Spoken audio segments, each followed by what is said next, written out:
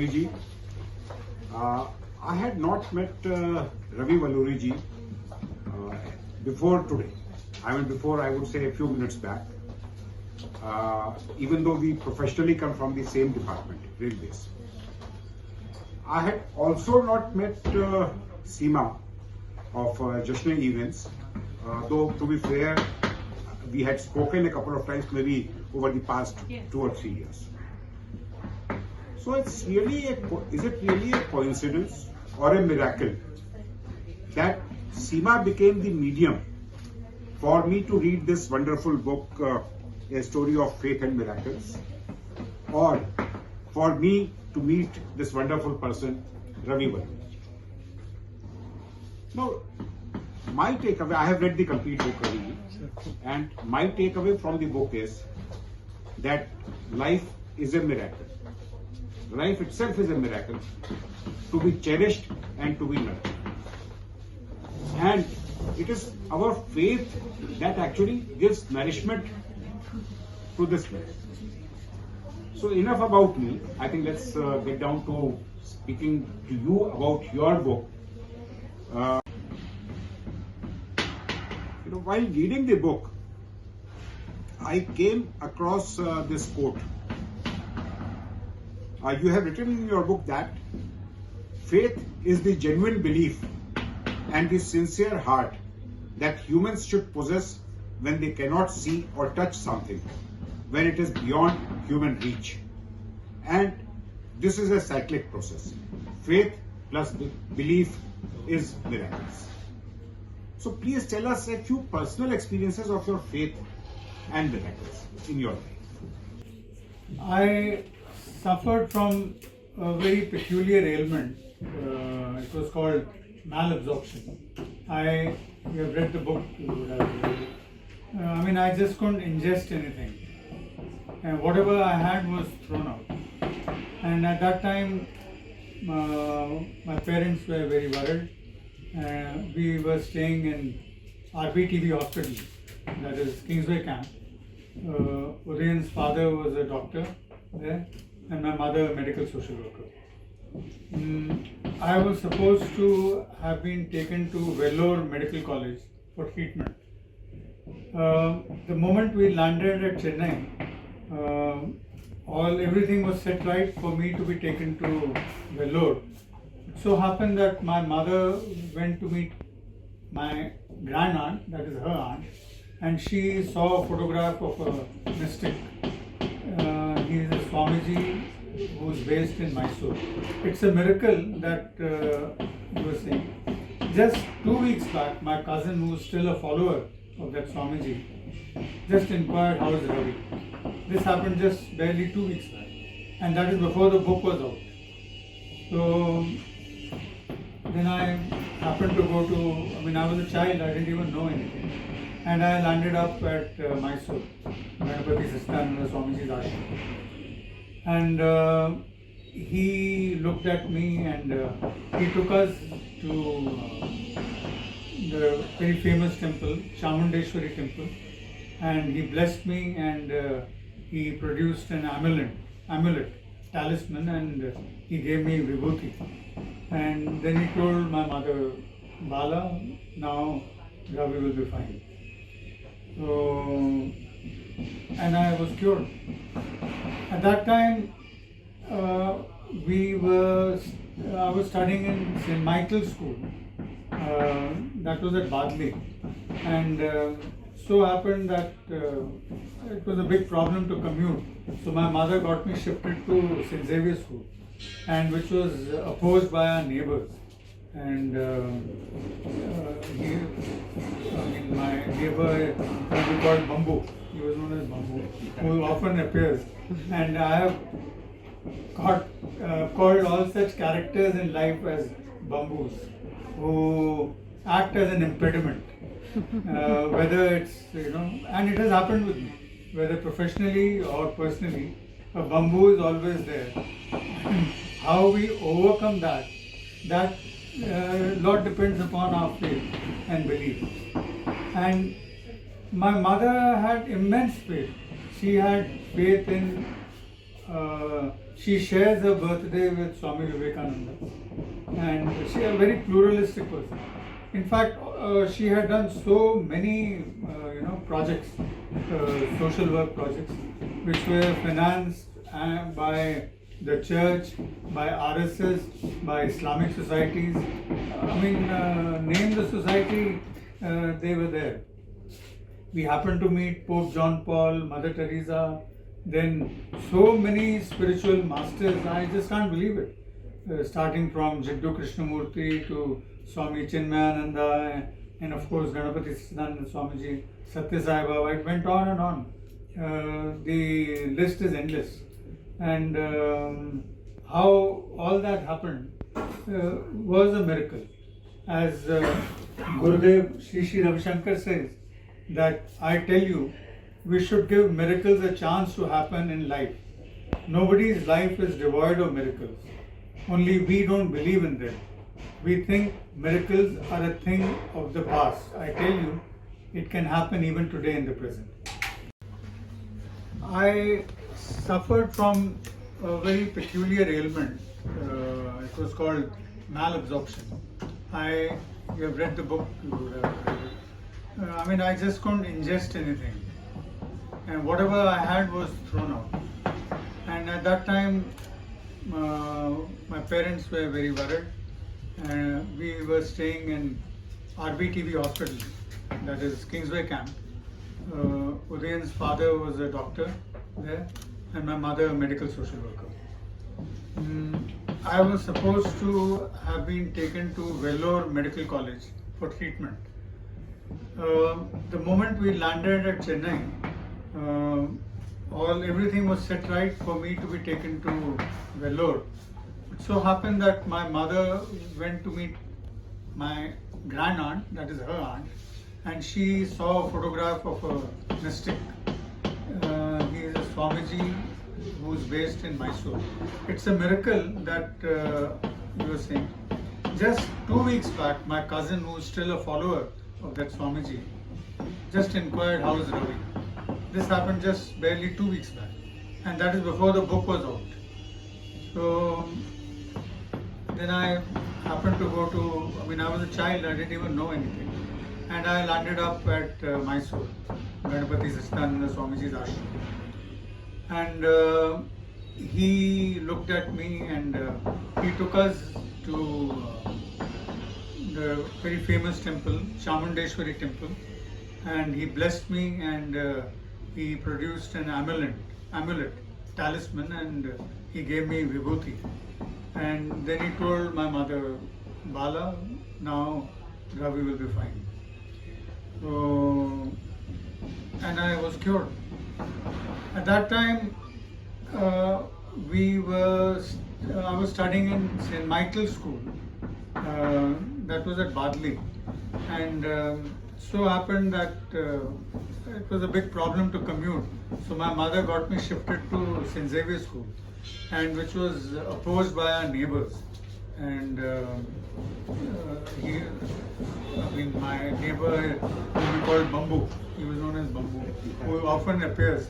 And I have got called all such characters in life as Bambus, who act as an impediment, whether it's, and it has happened with me, whether professionally or personally, a bamboo is always there. And how we overcome that lot depends upon our faith and belief. And my mother had immense faith. She had faith in, she shares her birthday with Swami Vivekananda, and she is a very pluralistic person. In fact, she had done so many projects, social work projects, which were financed by the church, by RSS, by Islamic societies. Name the society, they were there.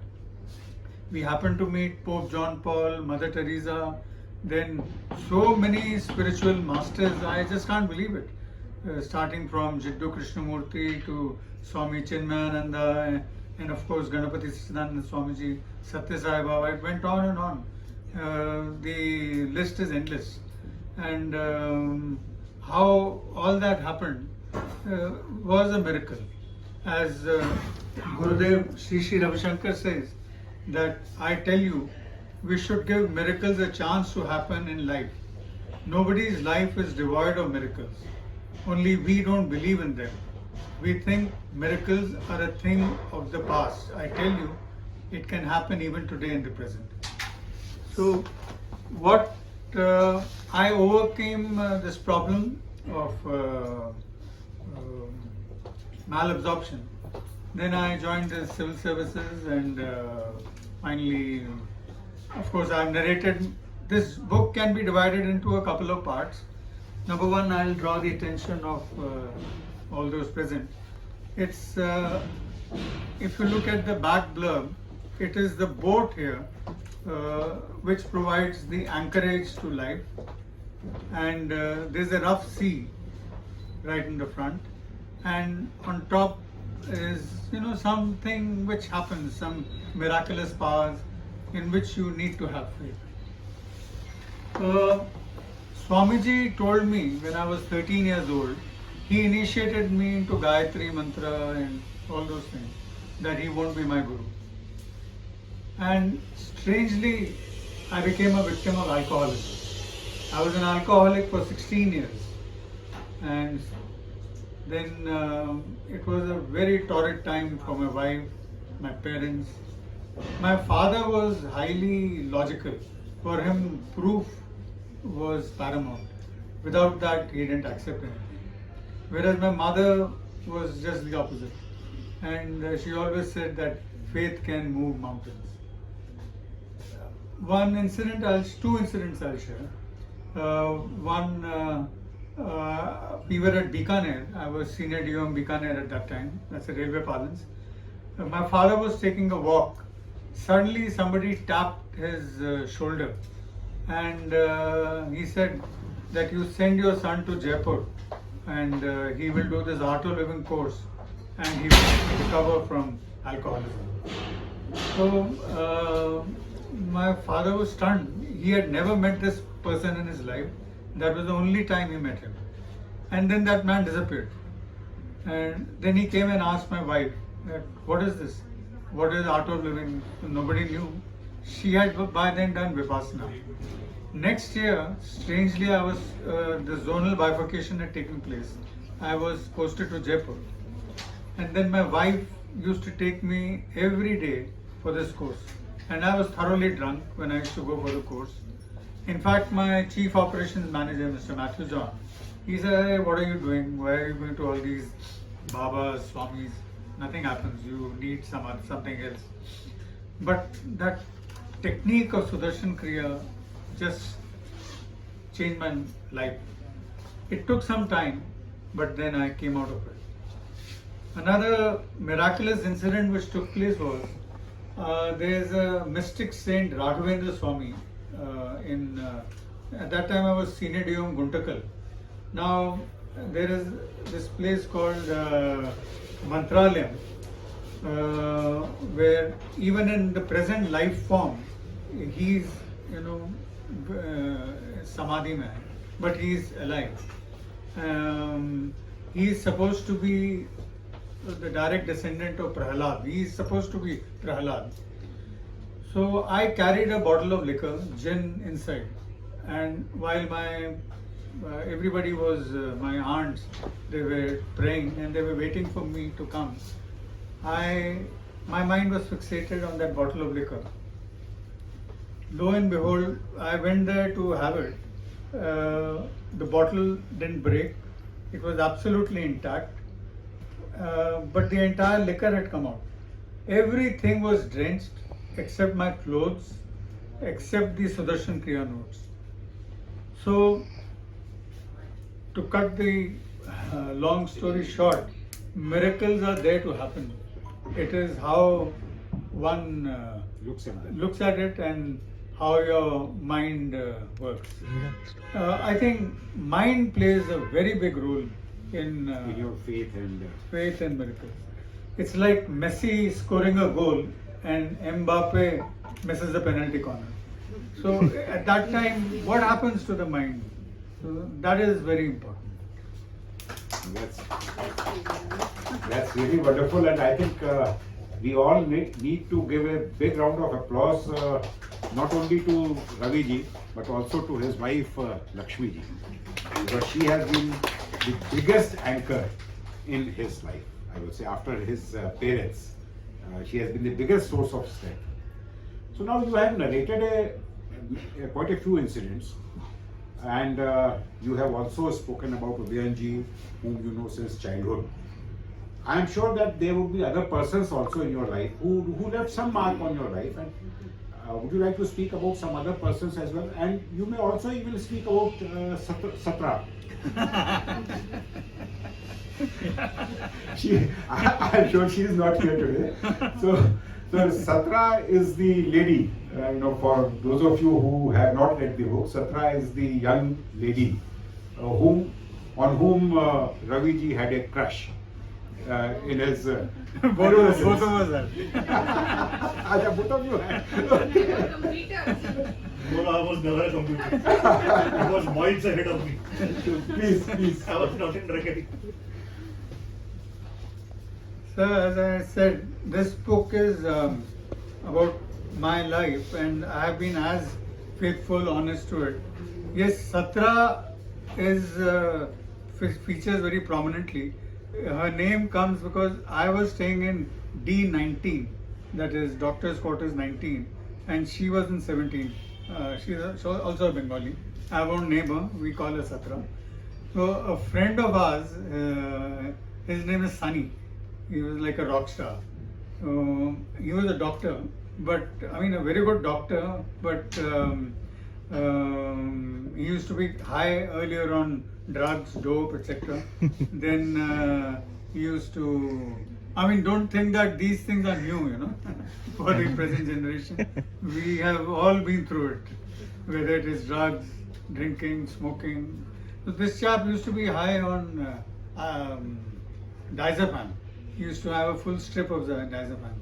So he came up with this theory that in every colony there's a Satra, and like he was referring it to Delhi, and he said, now Ravi, and he was telling Udayan, we are in Kingsway camp, so ye yahan ki Satra hai, and the more you move towards South Delhi, you'll get better Satras. So Seema, are you from South Delhi? Yes, yeah.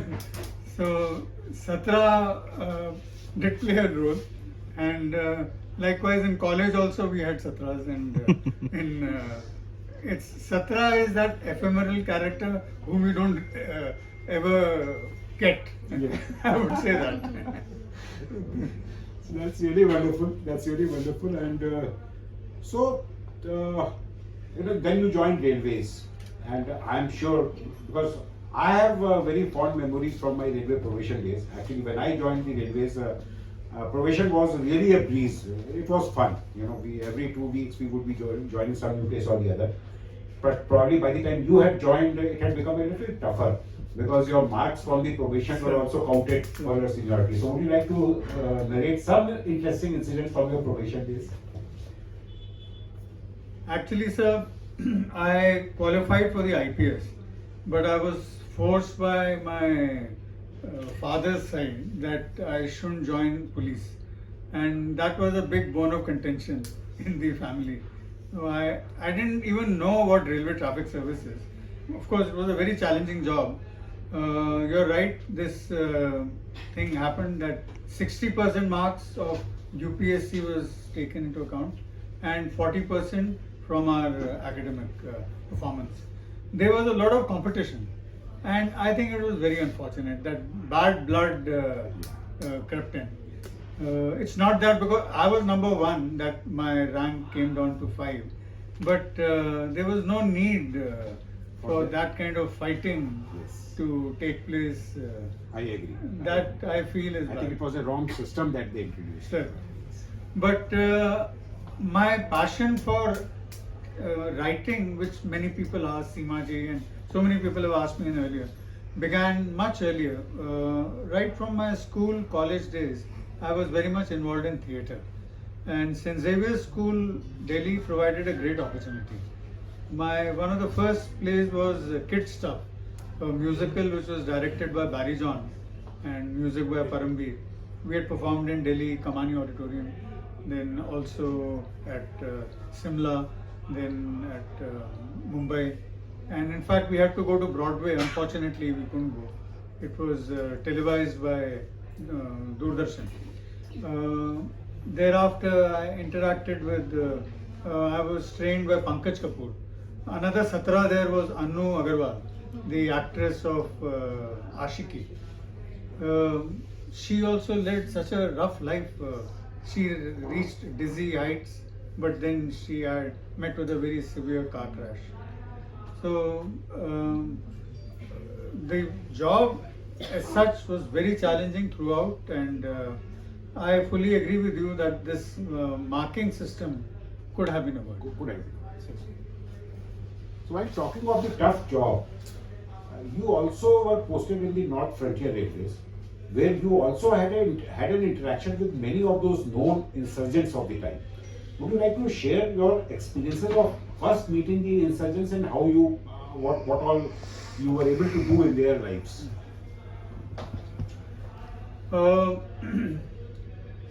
There were 3 incidents which I'll share with the audience. The first one was when I had just joined. The Swami, he was not then a Swami, in charge of the ashram of Art of Living. He told me that you counsel a person who he was managing MD of ITDC, Indian Tourism Development Corporation. So I used to go every evening to counsel him. One day I was blindfolded and I was taken into a room, and I was shocked. I was wondering what's happening. When they opened my eyes, I found the top terrorists of Alpha there, including Paresh Barua, and so many of them. I really got scared, all of them with AK-47, and that was a moment which was so, gives shivers. Then in my presence they spoke to Gurudev, Shri Ravi Shankar, and through Skype. In fact, my wife was wondering that should we include this chapter. I said no, we have to be as faithful as possible. And then it was decided that they will travel to Bangalore Ashram and undergo the course of Art of Living. And it was so fulfilling that 400 to 500 terrorists gave up arms. That was more than professional. It was so much personal that I could contribute something to the society, and Gurudev made me Medium take for- medium in that. Another incident was I just stepped out of office along with a friend, my batchmate, and in front of my eyes, 3 of our inspectors were just blown by bombs, and just outside we saw it happening. And you can imagine seeing a person who's 5 minutes before that working with you, and after 5 minutes he's just blown to pieces. So what we did is that we had to do some seva. So we organized, that whole colony was plunged into darkness, and nobody was willing even to come to office. So we held satsang, and we held meditation, breathing courses, and after about 2 weeks, people returned back. So that was another fulfilling thing. All this had come to my batchmate Ravinder Goyal. He's CCM organizer. So happened that my batchmate, then he was DIG Law and Order. He called me up. So he said, Ravi, I've come to know that you had ferried terrorists to ashram, and you had done this program. So why don't you come over to a particular place where there were 400 widows and 400 orphans.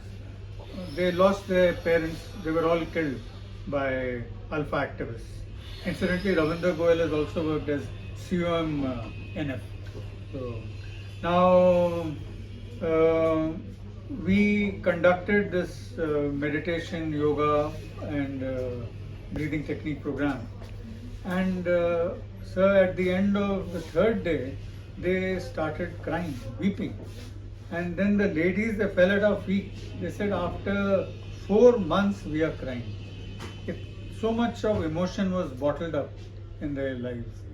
So I think just beyond our day-to-day activities, and you have been a civil engineer, I have been in traffic service, chasing wagons, or coaches or whatever. There's so much more which we can contribute. Beyond Yes. our professional lives. Yes. So before I open the session for question and answers, so you have mentioned that 2 rags are etched in your mind, and which you can sing to even to this day, Rag Malkons and Rag Bhairavi. So we'd love to hear you sing a piece from any of the 2 rags.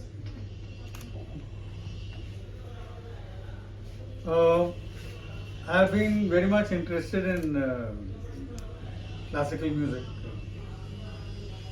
and theatre, which I had already mentioned. Rag Bhairavi, though I think there's a very good singer here in Rohan.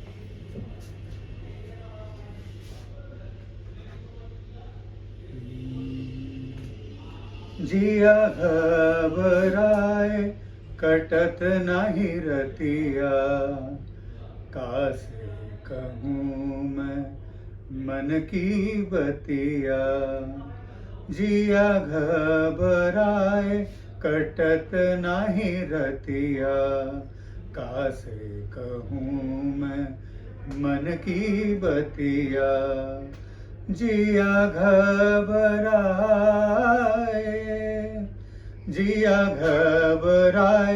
कटत नहीं रतिया, कासे कहूँ मैं मन की बतिया। जिया घबराए